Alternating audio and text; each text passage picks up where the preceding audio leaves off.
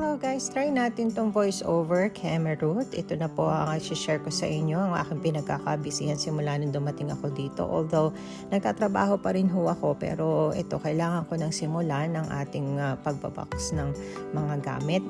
Ang mga damit na to ay mga kailangan ko nang ipadala sa Pilipinas dahil hindi ko naman po siya masusuot hanggang mga katapusan na ng taon by next year.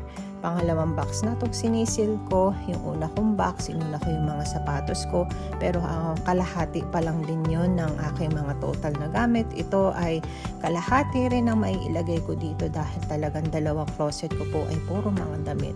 Ito, hindi ko alam kung kailan ako matatapos, pero ang sabi ko nga, at least hindi naman madalian ng lahat. Matatapos din yan.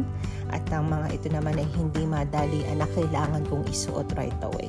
Maliban dito ay talagang titingnan mo rin ang batang ito na kailangan mo rin bantayan habang may project ka. Tinutulungan na din nga ako ng asawa ko para mapadali ang lahat. Talagang fold dito, fold doon. At ito, titingin na naman po ang aking Janakis na ito. Pero we are almost done sa ating pangalawang box at talagang ito po, pangatlo na po yung ginagawa natin. Pagtingin ko sa closet ko, ang dami po.